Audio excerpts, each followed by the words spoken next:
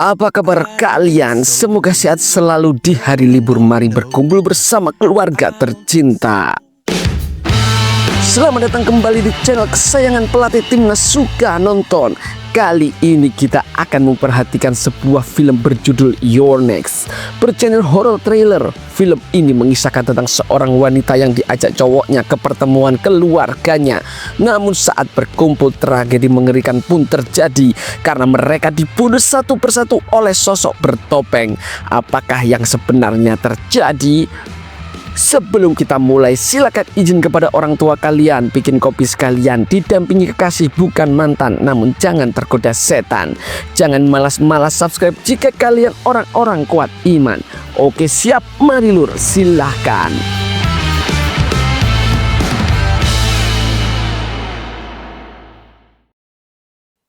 Film dimulai dengan adegan senam enak. Seorang bapak-bapak umur 40-an bernama Erik Harsen yang berkumpul kerbau dengan bocil bernama Tuti yang tampak nggak puas seperti biasa-biasa aja. Begitu selesai, Erik pun lanjut mandi, sedangkan Tuti yang nggak takut masuk angin langsung pergi menutup pintu. Tuti yang masih memikirkan lintah Erik yang kecil, ia menyetel lagu Cucak Rowo sambil menikmati es jamu kuat yang lupa tadi diminum. Kali ini Tuti yang ganti memikirkan tagihan, tiba-tiba merasa ada seorang yang sedang memperhatikannya. Sementara itu Erik sedang mandi junub. Ketika selesai mandi junub, lanjut minum jamu telur biawak. Ketika akan menemui Tuti, tiba-tiba Erik pun sangat terkejut karena Tuti sudah tergeletak bersimbah darah. Selain itu, Erik melihat terdapat tulisan darah Your Next di cermin, yang artinya kamu selanjutnya. Lalu tiba-tiba muncullah sosok misterius bertopeng domba yang membunuh Erik. Keesokan paginya, sepasang suami istri kaya raya yaitu Aubrey dan Paul Davidson baru membeli seonggok rumah tua dan akan mengadakan kumpul keluarga dalam rangka perayaan ultah pernikahan mereka yang ke-35. Kebetulan rumah yang mereka beli berada tidak jauh dari rumahnya Erik. Sesampainya di rumah tua yang mereka beli, Aubrey dan Paul pun merasa aneh karena pintunya terbuka. Namun menurut Paul, mungkin cuma maling. Nggak apa-apa, kita kan kaya raya. Kasihan maling juga manusia, bukan nabi boy, kata Paul. Mereka pun beres-beres, akan tetapi ketika Aubrey sedang nyapu-nyapu di ruang makan, dia pun kaget ketika mendengar suara gemeludukan kayak orang sedang lompat jauh dari atas. Padahal Paul baru saja keluar dari basement. Merasa panik, Aubrey pun ingin cepat-cepat keluar, pindah rumah dan membakar rumah ini. Namun Paul ingin mengeceknya ke atas terlebih dahulu karena mungkin saja suara itu adalah suara rakyat kecil yang jarang didengar.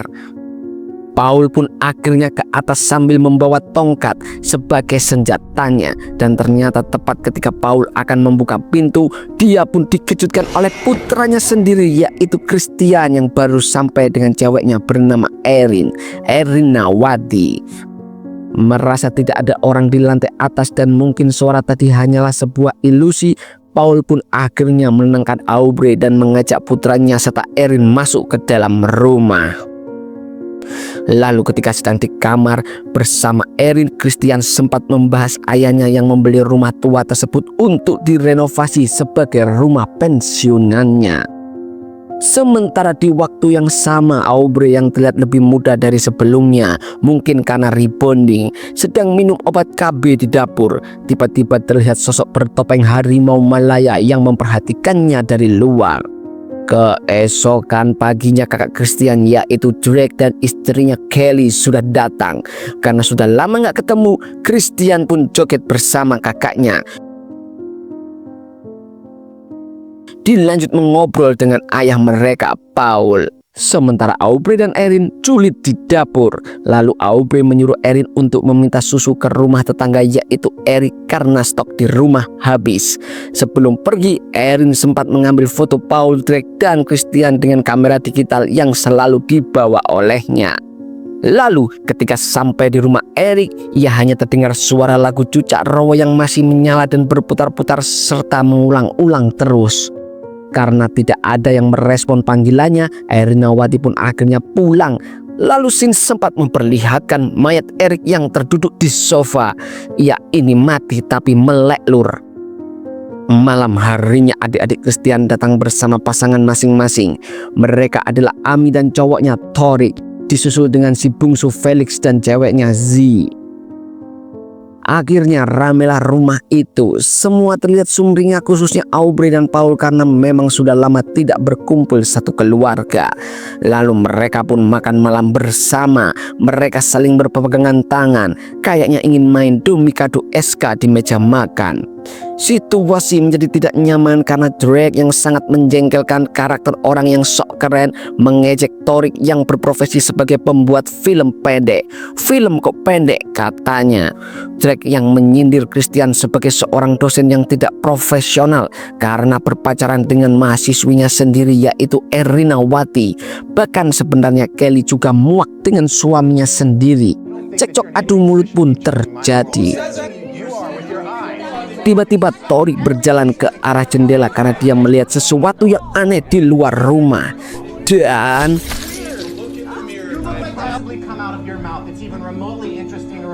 ada seseorang yang menembak crossbow. Torik pun tewas seketika, sedangkan Drake juga terkena panas saat melindungi sang ibu.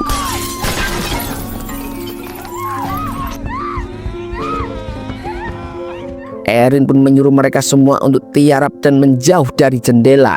Mereka juga tidak bisa menelepon polisi karena tidak ada sinyal. Dan menurut Felix, si pembunuh pasti sudah memasang jammer atau pemblokir sinyal HP yang bisa dibeli di TikTok Shop. Karena mungkin udah karakternya dalam keadaan terluka, Drake masih sempat-sempatnya membahas Felix dan ngata-ngatain Felix karena pas tadi belum sempat nyindir Felix. Setelah itu Erin meminta semua orang pergi ke ruangan sebelah yang lebih aman sambil menunduk dan melindungi diri dengan kursi.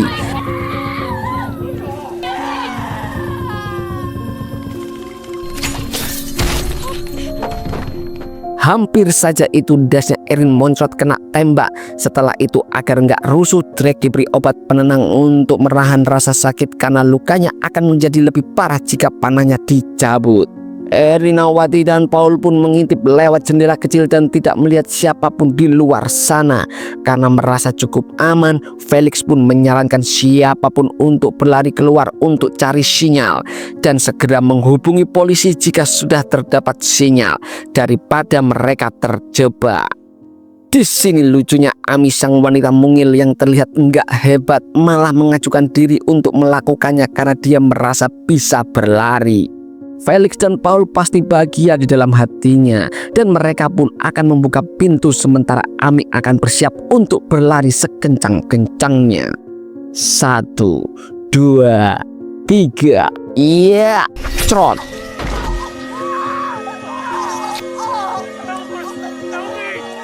Aubrey pun semakin teriak histeris melihat Ami yang tewas karena lehernya tersayat benang kaca yang terbentang di depan pintu. Setelah itu, Erin pergi ke atas untuk mengunci semua pintu maupun jendela yang masih terbuka dan berencana menaruh tanda darurat SOS di luar jendela lantai atas.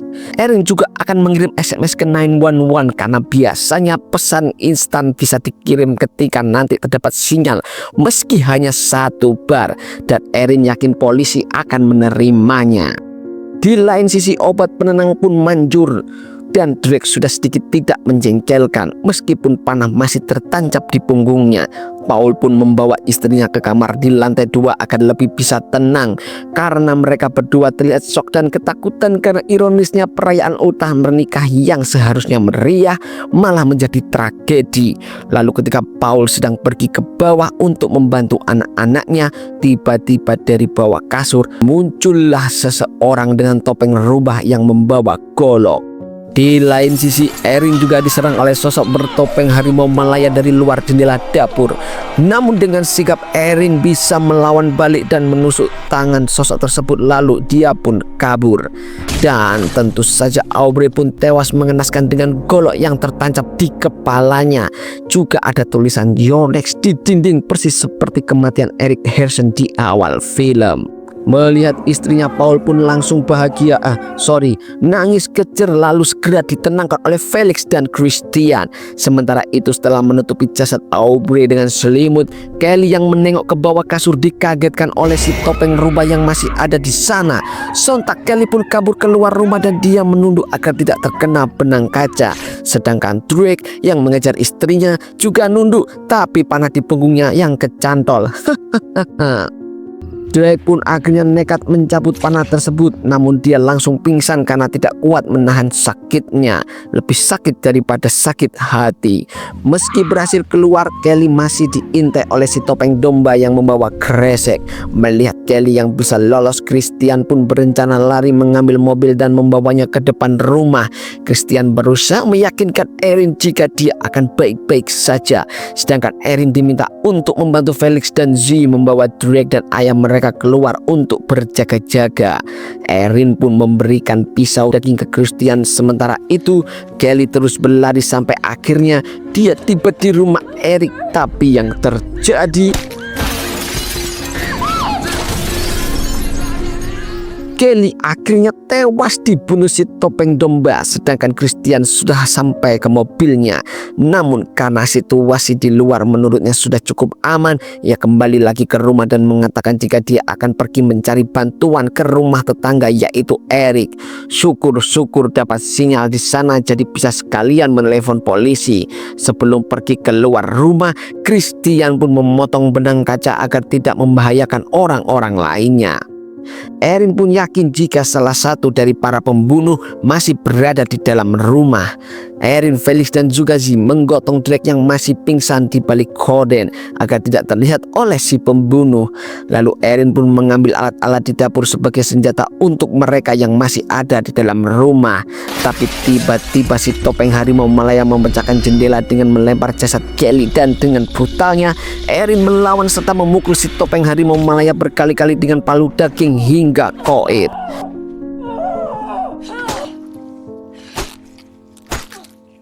Ketika topeng dibuka, mereka semua pun mengaku tidak ada yang mengenalnya, Lur. Di sisi lain, Paul nekat menjadi pembunuh Aubrey yaitu si topeng berubah, dan dia pun teringat dengan ruangan kecil yang belum dia buka di lantai atas yang ternyata berisi banyak barang-barang.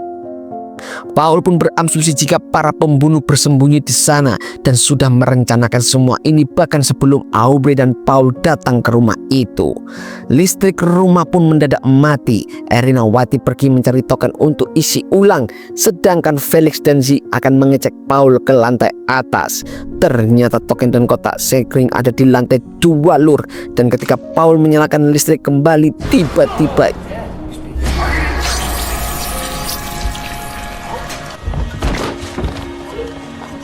ya, ternyata Felix si bungsu dan Z menyewa para pembunuh bayaran untuk membunuh keluarganya sendiri agar si anak bungsu ini bisa mendapatkan harta kedua ortunya yang begitu melimpah, Lur. Sementara itu topeng domba sangat emosi melihat si topeng macan sudah tewas terkapar. Karena mereka adalah kakak beradik, namun teriakan si topeng domba terdengar oleh si Erin yang masih berada di basement. Erin pun bergerak dengan sangat berhati-hati karena topeng domba berada di balik pintu. Erin sempat mengambil obeng yang dia simpan di kantong lalu menengok keluar lewat lubang kunci, tapi mata mereka malah saling menatap dan topeng domba akan menjebol pintu dengan kapaknya. Namun di saat yang bersamaan Drake juga tersadar dari pingsannya dan topeng domba pun buru-buru kabur setelah ditusuk obeng oleh Erinawati. Setelah itu Felix dan Z turun lalu berbohong jika Paul baik-baik saja dan hanya perlu istirahat di rumah. Di kamar. Lalu Z berusaha mengalihkan perhatian dengan mengatakan bahwa mungkin saja semua pembunuh sudah pergi karena takut dengan Erin. Erin pun masih yakin jika dua pelaku lainnya masih berkeliaran di sekitar rumah. Lalu Erin membawa Drake, Felix dan Z ke basement untuk mengambil apapun yang bisa mereka gunakan sebagai senjata pertahanan diri. Setelah itu Erin pergi ke atas duluan bersama Z untuk membuat perangkap dari kayu yang dipasangi paku dan akan ditaruh dekat jendela. Mereka berdua pun sempat ngobrol-ngobrol karena Zi penasaran dari mana Erin mempelajari semua itu. Erin pun menjelaskan bahwa ia cerdas dari kecil, suka minum susu kedelai, dan diajari oleh ayahnya bagaimana bertahan hidup. Ketika sedang menata jebakan, Zi berniat membunuh Erin dengan jebakan tersebut. Sedangkan di basement, Drake pun sangat terpukul ketika diberitai oleh Felix jika Kelly sudah meninggal. Dan gak pakai babi bu, Felix pun langsung membunuh Drake dengan menusuk perutnya berkali-kali.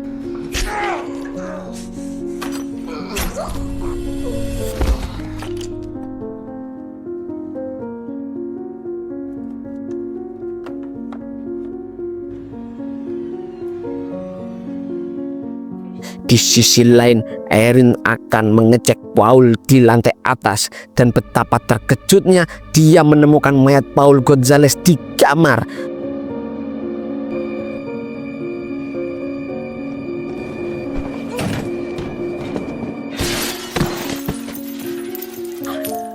Meski berhasil kabur dari topeng domba, tapi dengkul kiri Erin tertusuk pecahan kaca. Agar bisa bergerak bebas mau gak mau, Erin pun melepas pecahan kaca tersebut. Lalu tak lama kemudian topeng domba pun menemukannya dan berusaha membunuh Erin dengan crossbow-nya. Sesuai dengan namanya, untungnya Erin cukup gesit dan irit, lalu segera balik ke rumah dan mengikat kakinya dengan kain agar bisa menghambat pendarahan. Sedangkan topeng domba yang juga masuk ke rumah terkena jebakan paku di kamar Aubrey. Felix menyuruh topeng rubah untuk mengecek topeng domba yang berteriak kesakitan. Sementara Felix dan Z sempat bertengkar karena Z bisa-bisanya ingin kumpul kerbau di samping mayatnya Aubrey. Udah gendeng emang ini orang. Tak hanya itu, Z sempat-sempatnya nyolong cincin Aubrey. Setelah itu, Felix pun menyalahkan para pembunuh bertopeng yang dengan mudahnya dipermainkan wanita seperti Erin. Apalagi Felix sampai membunuh Drake dengan tangannya sendiri. Padahal pembunuh-pembunuh itu sudah dibayar $200.000. Rugi dong. Mendengar itu, si topeng domba pun geram dan akan membunuh Felix karena saudaranya si harimau Malaya telah tewas. Akan tapi Felix berjanji akan membayar 2 kali lipat plus bonus jika semua rencana ini berhasil dan Felix mendapatkan harta warisan orang tuanya. Ternyata semua percakapan tadi terdengar oleh Erin yang masih bersembunyi di balik korden. Tapi mak betenduk, tiba-tiba HP-nya bunyi karena notifikasi SMS-nya telah diterima polisi. Para penjahat pun mendengar bunyi tersebut. Lalu topeng rubah mendekati ke arah korden.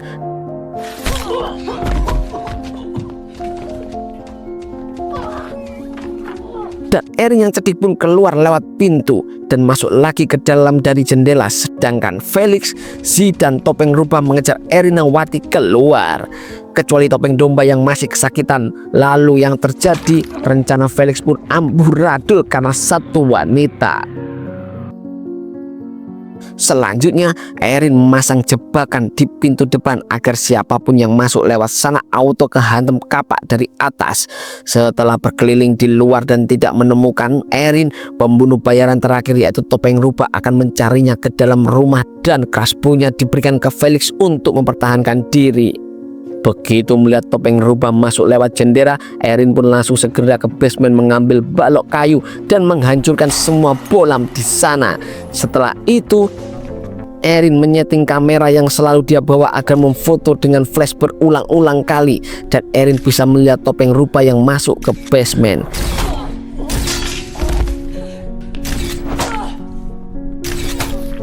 Dalam kondisi kaki pincang, Erin pun sanggup membunuh para penjahat dengan cara yang sangat cerdik. Felix pun sempat menembakkan crossbow dari luar jendela, namun Erin berhasil menghindar. Setelah itu, Z masuk ke rumah membawa crossbow, sedangkan Felix mengambil pisau kecil di mobilnya. Lalu ketika Z sampai di dapur, Erin pun langsung menyerangnya dan tak lama kemudian Felix juga tiba di sana sampai akhirnya